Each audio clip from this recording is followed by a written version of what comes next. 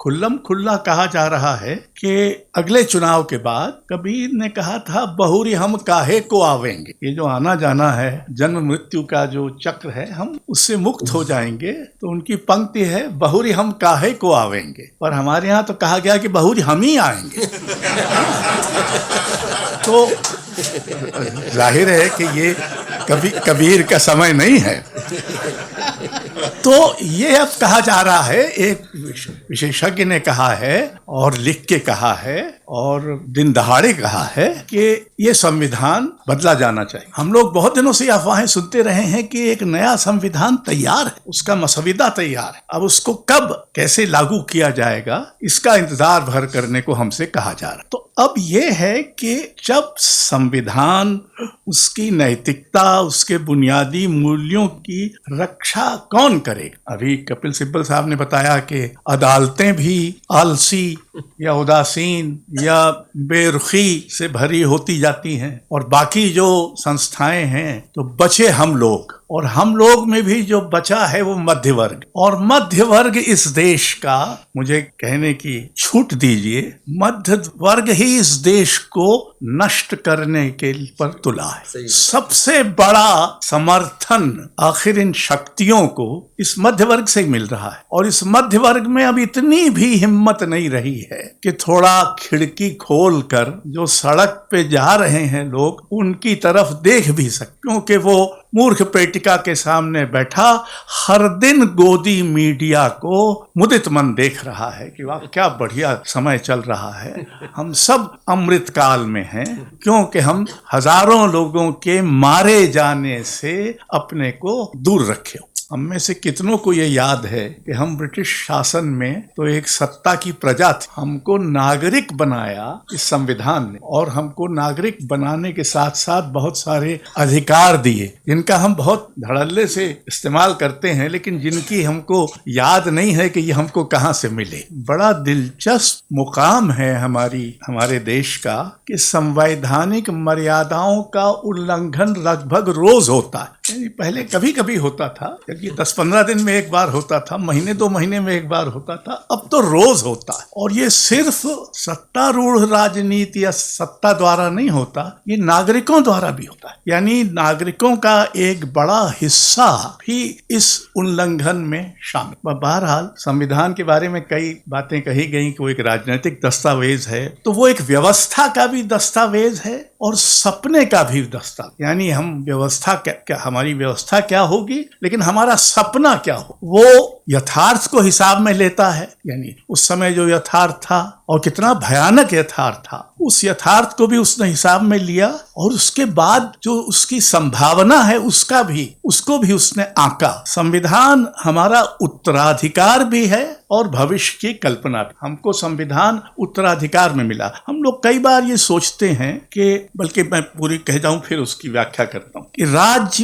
राज्य और नागरिकों दोनों की आचरण संहिता, कि राज्य क्या करेगा और नागरिक क्या करें। हम कई बार ये भूलते जाते हैं कि हम जिस तरह के नागरिक हैं, जो भी हम सुख सुविधाएं भोगते नागरिक हैं, वो सब हमें इस लोकतंत्र का उपहार है। ये लोकतंत्र न होता तो हम न होते, या कम से कम वहां न होते जहां हम हैं। और उस लोकतंत्र को इस देश में बनाया है संविधान ने। वो मर्यादाओं का निर्धारण भी करता है और उनका अतिक्रमण बाधित भी करता है कि कौन सी हदों में आप रहेंगे और कौन सी हदों को आप कभी पार नहीं करेंगे। आजकल लक्ष्मण रेखा की बड़ी बात होती है, और अक्सर वो ऐसे संदर्भों में होती है जबकि लक्ष्मण रेखा पार करने का क्या मतलब हुआ था, क्या हश्र हुआ था, उसको भूल जाते हैं लोग। लक्ष्मण रेखा पार करने के कारण ही अपहरण हुआ, और यहाँ तो हर रोज लक्ष्मण रेखा पार की जा रही है, और शायद हर रोज अपहरण भी हो रहा है, लोकतंत्र का अपहरण। संविधान में जो कई बार ऐसा लगता है जैसे संविधान कुछ बाबा साहब अम्बेडकर और कुछ ये बड़े जो चतुर लोग थे, सयाने लोग थे, इन्होंने बैठ के बना दिया। पर हम भूल जाते हैं कि संविधान की जो बुनियादी नैतिकता है वो असल में तो भारत की अपनी परंपरा से आई, और जिन मूल्यों को हम संविधान के बुनियादी मूल्य कहेंगे वो अपने आप में मूलतः आध्यात्मिक और नैतिक मूल्य हैं। स्वतंत्रता को लीजिए, स्वतंत्रता की जो अवधारणा भारतीय समाज में थी वो व्यक्तिगत मुक्ति की अवधारणा, मोक्ष, आप ये करेंगे तो आपको मोक्ष। सामाजिक मुक्ति की अवधारणा संभवतः नहीं। मैं चूंकि विशेषज्ञ नहीं हूं, नहीं जानता, लेकिन मुझे लगता है कि महात्मा गांधी का ये बहुत बड़ा अवदान था कि उन्होंने इस समाज में प्रचलित व्यक्तिगत मुक्ति की अवधारणा को सामाजिक मुक्ति यानी स्वतंत्रता की अवधारणा में बदला। आखिर क्यों हमने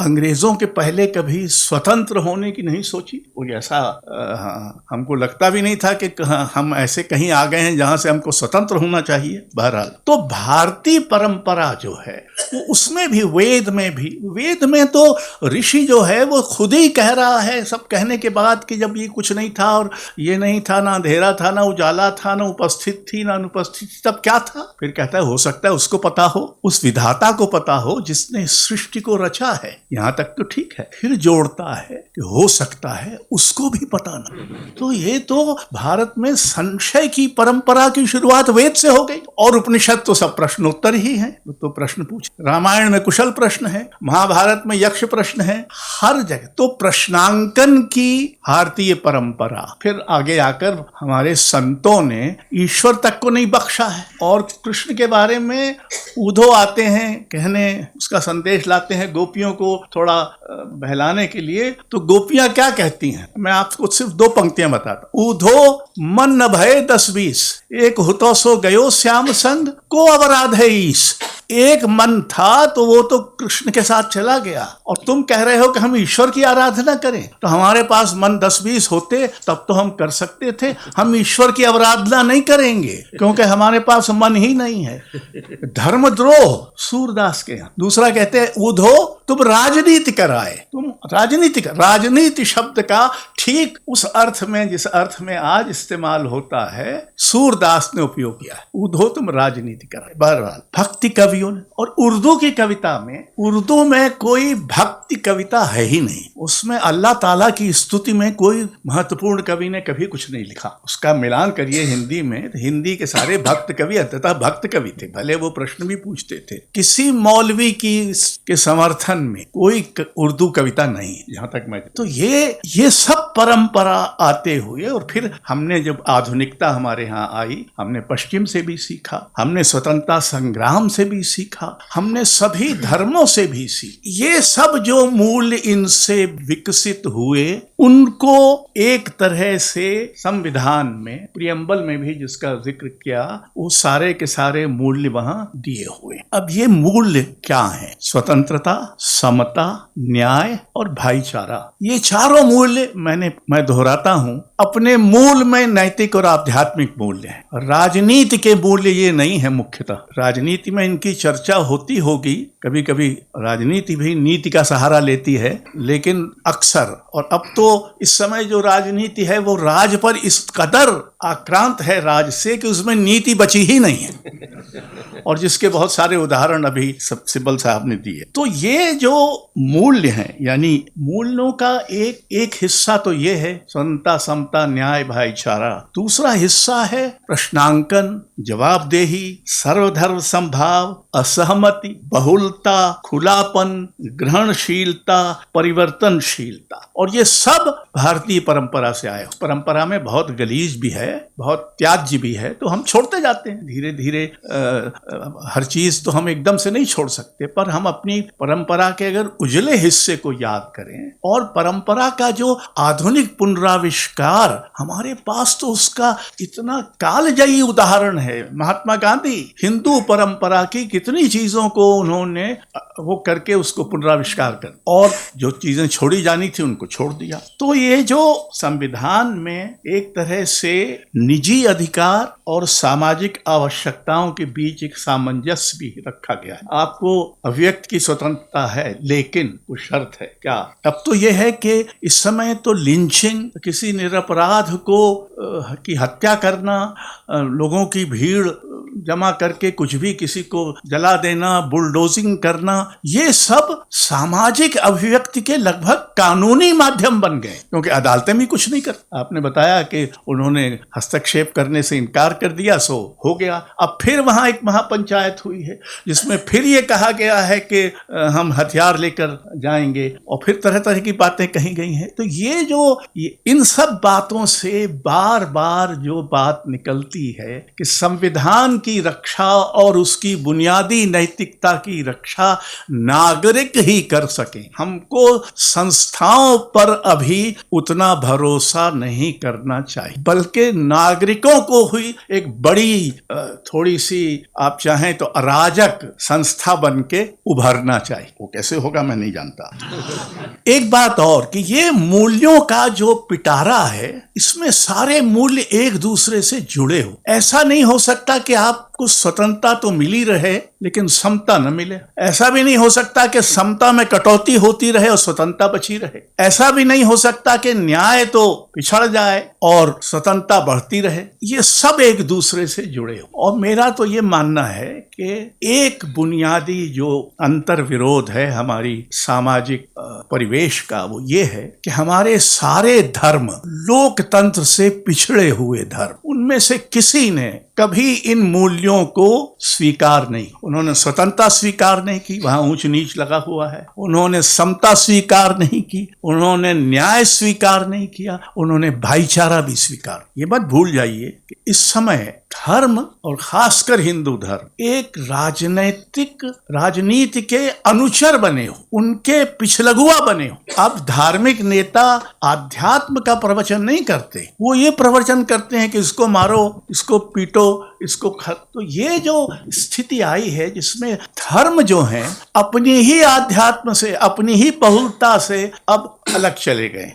अभी मुख्य न्यायाधीश ने 15 अगस्त को एक लेख लिखा है जिसका अंतिम शब्द है कॉन्स्टिट्यूशनल कॉन्शियस, संवैधानिक अंतःकरण। खुदा जाने वो क्या होता है, तो मुख्य न्यायाधीश जानते होंगे या जो न्याय के विशेषज्ञ हैं वो जानते होंगे। हमारा जो संविधान का अंतःकरण कब जागेगा नहीं जानते, लेकिन क्या नागरिकों के अंतःकरण के ऐसे विजड़ित होने से मुक्त होने का मुकाम नहीं आ गया है? अगर नहीं आया है, और अगर आप में से अधिकांश को ये लगता है कि नहीं आया है, तब तो संवैधानिक अंतःकरण का कोई अर्थ ही नहीं होगा। संवैधानिक अंतःकरण तभी रूप ग्रहण करेगा जब नागरिक अंतःकरण सक्रिय होगा, नागरिक अंतःकरण मुखर होगा और निर्भय होगा। हम सब डरे हुए लोग, और हमको डराने वाले भी बहुत हैं। अब परिवार ही आपको डरा देगा कि क्यों इतना बोलते रहते हो, चुप रहो, तुम क्या तुम्हारी उम्र 83 बरस की हो गई, कब्र में पैर लटके हैं, अब क्या कर रहे हो ये सब। तो हम तो कब्र में भी अगर बोलने का मौका मिला तो बोलेंगे, लेकिन नागरिक अंतःकरण का जो ये विजड़न है, इससे मुक्त होना बहुत जरूरी है। और मेरा ख्याल है कि हम लोग सोचे शिक्षा के बारे में एक बड़ा भ्रम, आपके तो शिक्षा शास्त्री रहे हैं, मेरा भी कुछ शिक्षा से संबंध रहा है। हम लोगों को 2 भ्रम थे।